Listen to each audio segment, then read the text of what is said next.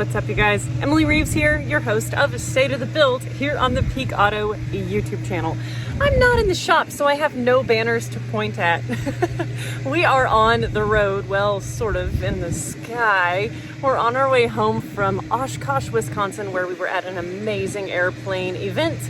And I have had the craziest month ever. I've only had like 4 days home, so I have totally failed you guys this month on getting episodes out. However, Alex Taylor freaking saves the day. She's amazing. She and her family are building an insane Dodge Hellcat that Dodge gave to them for Roadkill Nights in Detroit coming up very soon.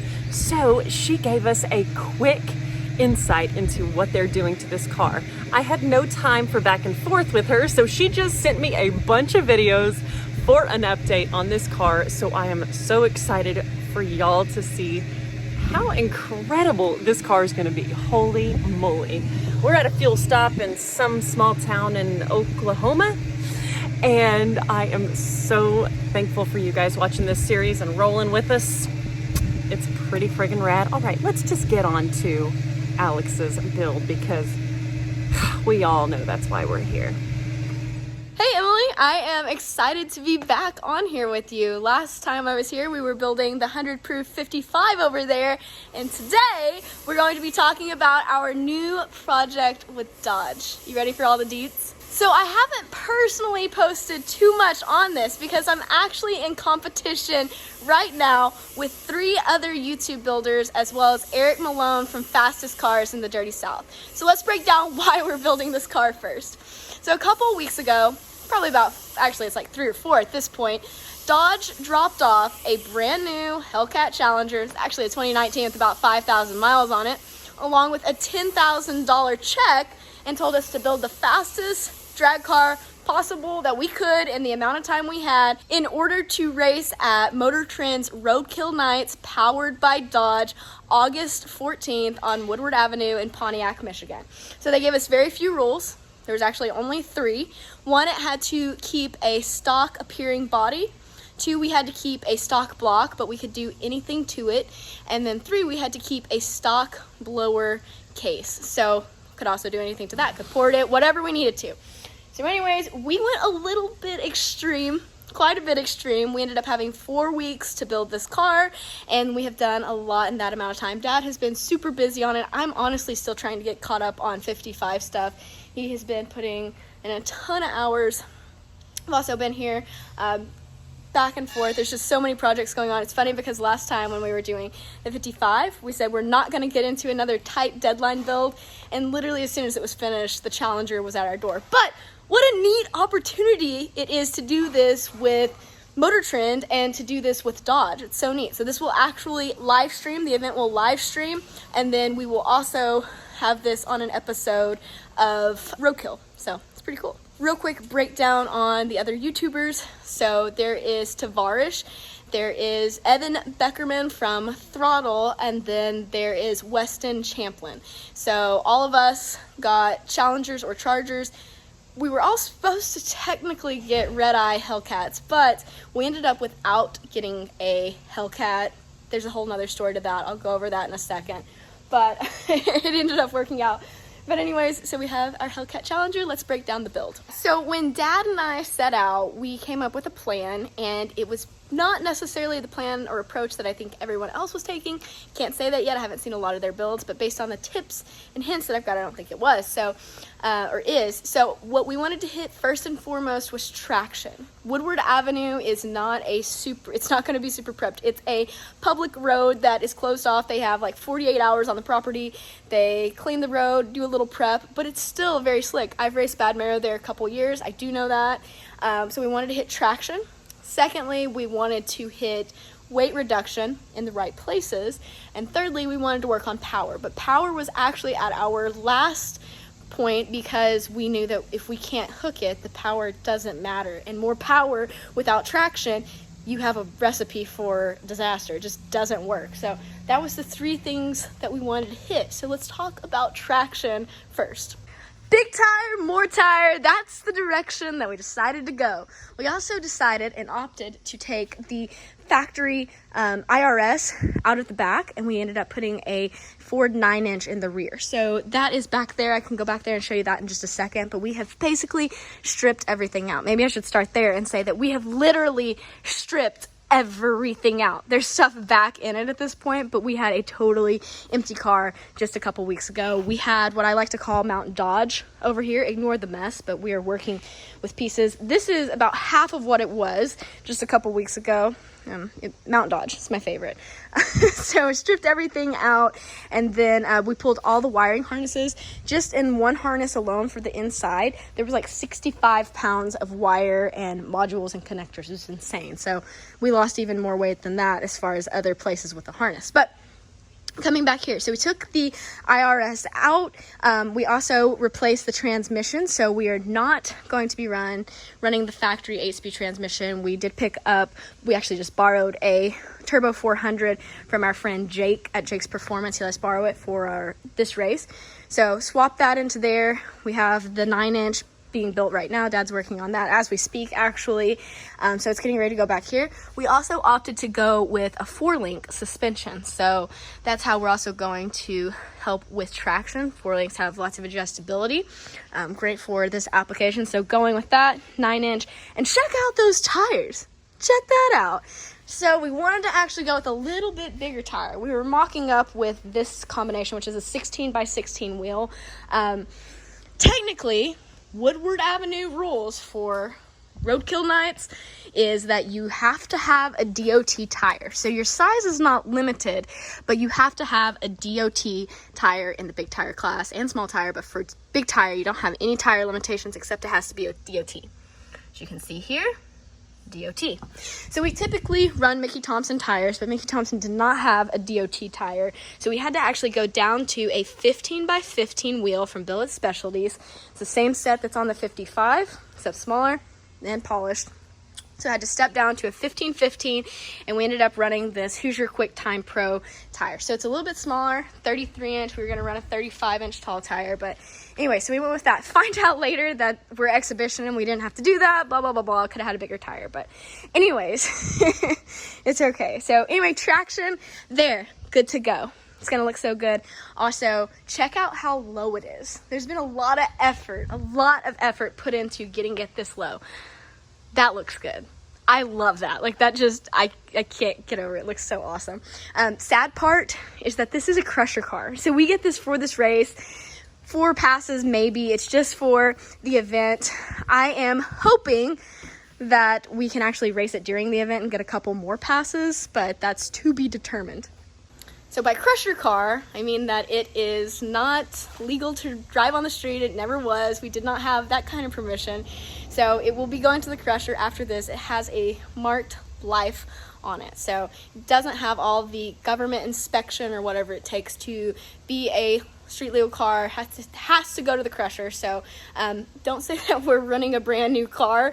It was a very short life, so we want to do it justice in its last phase of its life. So anyway, stripped it out, which is what I'm getting ready to talk about, is why this trunk is empty back here. So since this is not something permanent that we get to keep or, even have that long and race for a long period of time, we're not filling it with any panels. This is how it will look back here, plus the rear end, of course. So that's how it will look. It will be open, but the inside, we did go ahead and finish that out. We'll talk about that now. So for this, we're liking to call it the factory big tire option. You'll see why. It looks like a factory option in here. It's nice and clean and well done. It looks like it was meant to be. Actually, it looks like it came from the factory. It's just really cool. So we literally did strip everything out. I know you're gonna think, what about the weight? That was our whole goal. We lost so much weight by cutting sheet metal out and all of that. Like, we've already lost our weight. We wanted it to look nice, so we're leaving our door panels. We're leaving our glass. We were originally going to switch to all Lexan, but leaving all of our glass. We have put the carpet back in. We have also, so check this out. This is the cool part. So for the back seat back here, this is the part that I love. This is the part we're calling the factory big tire option. I don't know why it's so grainy. It's dark in here. Bear with me. So it looks better in person. But there was no back seat. Factory delete, no back seat. But you see the panels over there. we actually have cut to fit. Dad came in with a sheet of aluminum here and literally just put a flat sheet from there back to there. We've taped it with aluminum tape, sealed it off, all of that. Now we went through after he screwed it in and we put some contact cement and glued down some carpet. Was it extra? Absolutely, but it looks so good. We cut the package tray back there so that way it fits. These side panels fit. We don't have to have a roll cage for this event with the times we'll be running. Went ahead and put a bar from side to side so that way we can mount our seatbelt harness, which is also not necessary, but decided to run it because we wanted to run our Momo seat a little bit heavy for trying to lose weight, but once again, looks so good, we decided to leave it. Put all the factory carpet back in.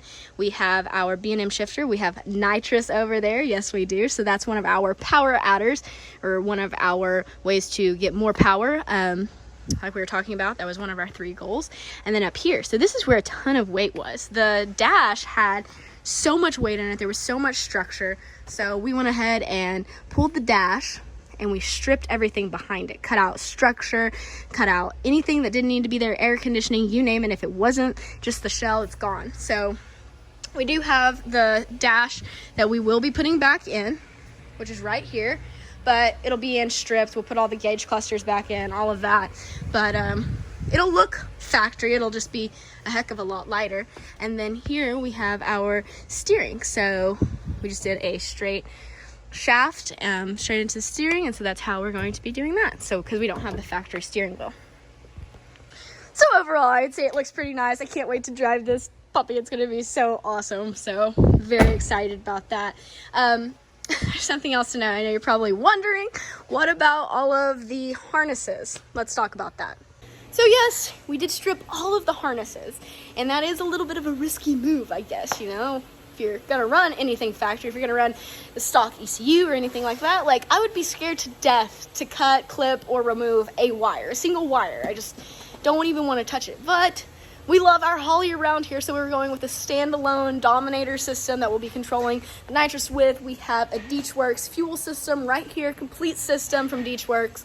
Dad's going to be building the tank for that, so all Holly controlled, so we did not need all of that wiring. I'm very comfortable tuning with the Holly, one of the reasons we did it, and also it allows us to make some of the switches like the IRS and the transmission that we changed and all of that, so that's why we went that direction. Let's go up front and check it out, and then I think we'll have the build pretty much covered. It's stripped, like everything else. It's apart right now, but let's go over it. So up here, Dad has done some front suspension modification because when you put a car this low, or this car this low, it throws everything out of whack. Dodge has, I can't get that to turn right now, but Dodge control arm and suspension, I guess it's set up so you can drag race and put it on the track like a road course or anything like that. It's going to handle in both situations. It's got a double ball joint down here, very complicated but very well done front suspension, but that did not work with what we were trying to do. We just put it on the ground and we wanted our wheel straight up and down, or where it should be. This arm threw it all out of whack, so we actually had to cut it, weld it, cut it, shorten it, welded it back together. So we've got that. We also switched to a manual steering rack right there. We had the electric steering rack that comes on it, but since we were taking that off, it was very hard to turn without all of that hooked up, and it was heavy, so we had to get off. These are very front heavy in general. We weighed it, I think it was like 4,300 pounds with a 56% weight distribution on the front. So very light in the back, very nose heavy. So something else we did was a little bit of weight setback. In drag racing, you want the weight transfer. That's the goal. So with that nose heavy, it's hard to get that transfer. This isn't gonna make just necessarily the hugest difference, but we were here, so why not do it? We actually set the engine back 4 inches. 4 to 4.5 inches. So sat it back and then dropped it down a little bit. So that's also awesome. That's going to be another small advantage. We're looking for those small advantages where we can. We also have our Billet Specialties front runner up here. So this is a crazy thing. As far as weight savings go, we saved 70 pounds on each side on the front just by changing front wheels and tires. That's 140 pounds off of the front. It's awesome. So we got all this stripped. We're going to be, since we're not running the stock ECU, we're not going to be running VVT. So this weekend we will be putting a lock in so that way it won't have variable valve timing. So that's why this is all apart. And then let me tell you the story about the blower. We'll almost be done. So as I said at the beginning of this, we did not get a red eye. We actually just got a regular Hellcat, which is pretty cool in itself. I was totally okay with it until I found out that everybody else had a red eye. They called me and they told me, they're like, hey, you didn't get a red eye. You were supposed to get a red eye. I was like, okay, you know, we already had plans with this car, but totally okay, let's switch. As long as it's a Challenger. It's like, can you confirm that it's a Challenger? And they're like, called back and they're like, yes, it is. They call back 30 minutes later, they're like, no, it's not, it's a Charger. I was like, well, that's not gonna work. Like, we have all our plans made with the Challenger. Like, we've already got this whole plan inside. And so it's like, we have to keep the Challenger. So we were looking at options of swapping and making up the power that the Hellcat by itself doesn't have. And anyways, long story short, they ended up dropping off a red eye Charger. And instead of swapping everything, we just stole the blower from it. So the red eye blower will make more boost than the stock Hellcat. The internals are going to be okay. Everything's going to be fine. We're just switching that. We're also switching intercooler system. So not anything from the actual red eye. We're going to build our own water to air intercooler system. So we'll put it in the back by the gas tank as well. So anyways, that's also going to be an advantage. So it's tons of small little things. Crazy enough, we're doing this in 4 weeks. 4 weeks, yes. We still have a little less than 2 weeks, so hopefully we'll have this running at the beginning of early next week, early August, and we'll get out and we'll get some test hits in it, maybe take it to the track so I can get comfortable with it. Even though it'll be prepped where it won't be there, still get me comfortable in the car, get some practice, make sure everything's good to go. So we've still got quite a bit of work ahead of us, but we are making progress.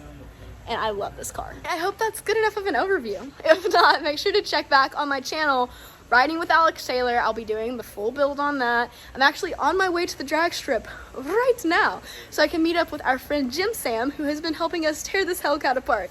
He is a Hellcat fanatic, and he owns his own bright lime green Hellcat. I'm gonna go over there and do some practice flashlight starts, which is a little different than the arm drop we'll be doing, but same procedure. So I'm gonna head over there and do that now. So anyways, I think that's it. I think we covered it. It's a pretty fun build. Okay. Thank you so much for having me on here again. Can't wait for this to be done, but that is the state of the build currently. See you next time, Emily. Massive thanks to Alex for sending us those videos and that incredible update on that insane Hellcat build. Holy moly, I cannot wait to see that thing run at Roadkill Nights. Thank you so much, Alex, and you guys be sure to subscribe and hit the notification button and comment and tell us who else you want to see, and also give us your feedback on this build. We'll see y'all next time.